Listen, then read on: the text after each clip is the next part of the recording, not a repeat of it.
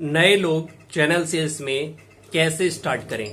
नए लोग अगर चैनल सेल्स में हैं तो वो सेल्स कैसे स्टार्ट करें, यानी कि उनका पहला दिन कैसा होना चाहिए ताकि जो 30 दिन है यानी मंथली जो टारगेट है वो अचीव हो जाए, और क्या क्या चीजें क्या क्या सावधानियां बरतनी चाहिए इस वीडियो में यही शेयर करने वाला हूं। चलिए दोस्तों वीडियो को स्टार्ट करते हैं।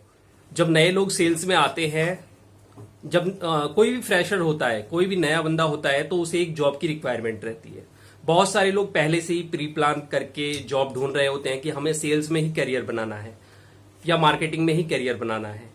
तो कुछ इस तरह के कैंडिडेट आ जाते हैं और बहुत सारे कैंडिडेट ऐसे होते हैं, मैक्सिमम बहुत सारे कैंडिडेट ऐसे होते हैं जिनका सेल्स में करियर नहीं बनाना होता, लेकिन ये है कि उन्हें कहीं ना कहीं अपना सोर्स ऑफ इनकम स्टार्ट करना होता है। तो जो भी जॉब उन्हें मिलती है वही उनका कैरियर वो मानते हैं।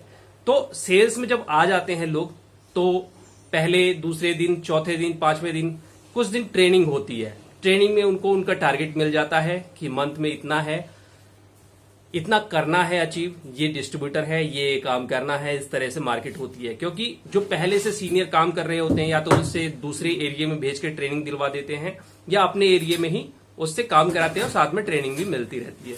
ट्रेनिंग मैं कहूं तो नाम मात्र की मिलती है, प्रॉपर ट्रेनिंग नहीं मिलती किसी भी इंडस्ट्री में।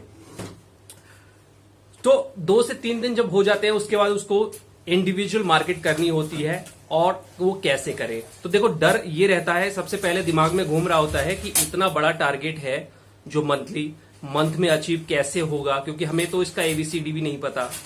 साथ ही मैं अकेले कैसे मार्केट करूंगा, मुझे तो बोलना भी नहीं आता, मुझे तो बोलने से ही डर लगता है। अनजान दुकानदार से कैसे जाके मैं बात शुरुआत करूंगा, या वहां पर ग्राहक होंगे तो मैं उनके बीच में कैसे बात करूंगा, दुकानदार मेरी सुनेगा नहीं सुनेगा, ऑर्डर देगा नहीं देगा, या इतनी लंबी चौड़ी जो मार्केट है मैं कहां से स्टार्ट करूं, किस तरीके से। ऐसे बहुत सारे क्वेश्चन आते हैं। जब शुरू में हम ट्रेनिंग करते हैं किसी के साथ तो हमें थोड़ा सा आसान होता है, लेकिन ट्रेनिंग के दौरान ही मैं बताता हूं नेगेटिव चीजें बहुत ज्यादा बताई जाती हैं, जिससे क्या होता है डर फैल जाता है। नेगेटिव चीजें पता पड़ती है कि इस मार्केट में जल्दी से टारगेट नहीं पूरे होते, जल्दी जल्दी लोगों को निकाल दिया जाता है, या बहुत कम सैलरी होती है, सरवाइव करना मुश्किल हो जाता है, और साथ ही यहाँ पर तरक्की बहुत ही लेट मिलती है। या तो आप किसी बड़े इंस्टीट्यूट से पढ़े हैं या कुछ भी, ऐसी बहुत सारी बातें आ जाती हैं। अब यहाँ पर जो बात होती है तो मैं आपको बताता हूं कि आप सारी जो नेगेटिविटी है उसको भूल जाइए। जो आदमी आपको नेगेटिव कर रहा है, आप ये सोच के देखिए कि बरसों से वो उसी सेल्स में ही काम कर रहा है और उसकी बुराई कर रहा है। तो पहली बात तो यही खत्म हो जाती है कि जो बरसों से उसी क्षेत्र में काम कर रहा है वही बुराई कर रहा है, उसके घर का आमदनी का खर्चा उसी से चल रहा है, वही बुराई कर रहा है, यानी कि वो व्यक्ति नेगेटिव है, दूसरों को भड़का। पहली चीज आपको यहीं पर क्लियर हो जानी चाहिए। दूसरी चीज ये है कि अगर यहां पर ग्रोथ नहीं होती तो इतने सारे सीनियर, सुपर सीनियर, कंपनी के सीईओ, बहुत सारे लोग हैं, वो कैसे सरवाइव कर रहे हैं। कोई बेवकूफ तो है नहीं कि जो सेल्स में बिना तरक्की के, बिना आमदनी के काम कर रहा है। और अगर आप गूगल पे सर्च करेंगे तो दुनिया की सबसे बड़ी जो इंडस्ट्री होती है वो होती है सेल्स इंडस्ट्री, यानी कि सेल्स में बहुत सारे लोग काम करते हैं। मार्केटिंग में कम काम करते हैं, लेकिन सेल्स डिपार्टमेंट में बहुत सारे लोग काम करते हैं, पढ़े लिखे से लेके अनपढ़ गंवार सभी, हर तरह के लोग। तो आप मन से डर निकाल दिए। अब ये है कि देखो जितना सोचोगे उतना यहां पर डर लगता है। तो मैंने क्या किया था मैं आपको बताता हूं। आपको सुबह 9 बजे मार्केट जाना है, 9:30 बजे स्टार्ट कीजिए, चाहे 10 बजे स्टार्ट कीजिए, अपना नाश्ता कर लीजिए और उसके बाद क्या करिए, मन में देखो डर बहुत होगा, हम कितना ही मोटिवेशन कर लें मन में बहुत डर होता है दुकानदार से कैसे बात करनी है। तो यहां पर क्या करना है, आपको पहले से प्लान नहीं करना दुकानदार से क्या बात करनी है। आपके पास जो प्रोडक्ट है उसकी नॉलेज पहले से होनी चाहिए, मार्जिन रेट की नॉलेज पहले से, आप उसको डायरी में नोट कर लीजिए और बार बार उसको खोल के रटते रहिए, देखते रहिए, और देख के भी बोल सकते हैं, ठीक है। मान लो 2-4 दिन देख के बोल दीजिए, फिर उसके बाद रिपीट हो जाएगा और आप बिना देखे बोलेंगे। आपको क्या करना है, सब कुछ भूल जाना है कि 50 दुकानें शाम तक कैसे होंगी, कितना ऑर्डर होगा, सब भूल जाओ।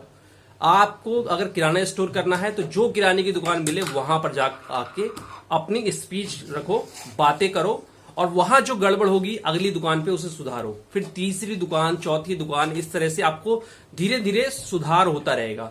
जब कम से कम 20 दुकानें हो जाएंगी तो आपका कॉन्फिडेंस काफी बढ़ जाएगा और 20 दुकानों में से कुछ ऑर्डर भी आपको मिल जाएंगे। अगर नहीं भी मिलते हैं तो आप ये मान के चलिए कि आपको दुकान पर चढ़ के कॉल करना है, यानी बात करनी है, प्रोडक्ट को प्रेजेंट करना है। ऑर्डर मिलना ना मिलना भगवान भरोसे है, वो की कोई दिक्कत नहीं है, आप करिए। इस तरीके से आप 10 दिन 15 दिन जब करते रहेंगे तो आप देखेंगे कि जो आपका टारगेट है उस एरिया का वो 50% पूरा हो चुका है। इसका डाटा आपको कंपनी से मिल जाएगा, ठीक है। क्योंकि चैनल सेल्स जो होती है वहां पर हम भी एफर्ट्स लगाते हैं, पिछले वाले लोगों ने भी एफर्ट्स लगाया था जो चले गए, डिस्ट्रीब्यूटर भी एफर्ट्स लगाता है और कंपनी के जो ब्रांड होता है वो भी अपने आप खुद एफर्ट्स लगाता है।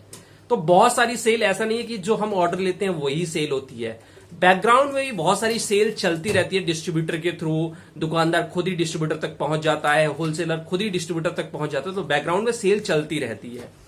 और जब आप 15 दिन बाद देखेंगे अपना सेल्स डाटा तो वो काफी हद तक इंप्रूव हो चुका होगा और इसी बीच में आपका कम्युनिकेशन, आपका मार्जिन रेट सब कुछ याद हो गया होगा। मैं आपको बताऊं कि 1-2 साल तक तो हमें याद भी नहीं होता था, हम उसको लिख के रखते थे। कंपनी में जो भी margin scheme, distributor scheme, wholesaler scheme या कोई ऐसा अकाउंट मिल जाता था बिग अकाउंट, उसकी स्कीम सब हम लिख के रखते थे और सुबह मार्केट में निकलने से पहले उसको रटते थे, दोपहर में कहीं बैठते थे देख लेते थे, शाम को देख लेते थे। और कभी कभी कोई बड़ा क्लाइंट हमें रहता था कि आगे एक बड़ी शॉप है जो कि होलसेलर है, तो हम उससे पहले ही उसको पूरा देख लेते थे, इसको क्या बोलना है और मार्जिन रेट सारा चीज याद कर लेते थे। प्रोडक्ट की क्वालिटी सारी लिखी होती, प्रोडक्ट की क्वालिटी भी लिख लेते थे, सब कुछ रट्टा करके और उसके बाद हम शॉप पे चढ़ जाते थे और बोलते थे। तो इस तरीके से धीरे धीरे इंप्रूव होता रहता है, ठीक है। सेल्स में अगर आपको स्टार्ट करना है तो एक बात ध्यान रख लीजिए कि यहां पर आपको शर्माना नहीं है और यहां पर बेइज्जती आपकी बहुत होगी, बहुत होगी, लेकिन ये सिर्फ 1 से 2 साल ही होता है। उसके बाद तो आपको बहुत यहां पर मतलब वो जो 1-2 साल की बेइज्जती है वो आपको इतना स्ट्रांग बना देगी कि आप यहां पर तरक्की करते रहेंगे। और मेरी बात से अगर सहमत है तो लाइक करिए। और नए लोग बिल्कुल बेइज्जती से डरना नहीं है, सेल्स के अंदर यही है, बेइज्जती से नहीं डरना। ज्यादा से ज्यादा दुकानदार आपको ऑर्डर नहीं देगा, आपकी बात नहीं सुनेगा या आपको कह देगा कि मेरे पास टाइम नहीं है या मैं आपका प्रोडक्ट नहीं बेचूंगा, यही कहता है, इसके अलावा कुछ नहीं कहता। आपको बहस नहीं करनी है। दूसरी चीज, बहस किसी से भी ना करिए, आपका प्रोडक्ट बिके ना बिके, ठीक है, आपको जाना है। क्योंकि देखो वही दुकानदार आपको, आप 10 कंपनी चेंज कर देंगे ना, 10-20 साल सेल्स बनेंगे तो वो दुकानदार वही रहेगा। इसीलिए किसी भी दुकानदार से आपको बिगाड़नी नहीं है। एक ना एक दिन वो ऑर्डर देगा, किसी दूसरी कंपनी में जाएंगे, उसका प्रोडक्ट बेचेंगे तो उसका ऑर्डर देगा। क्या पता वो आपका कंपनी का प्रोडक्ट उसके पास ना बिकता हो या कोई और ब्रांड बेच रहा हो, लेकिन जब दूसरी कंपनी में जाएंगे तो वही आपको ऑर्डर देगा। ऐसा ही हमारे साथ हुआ है।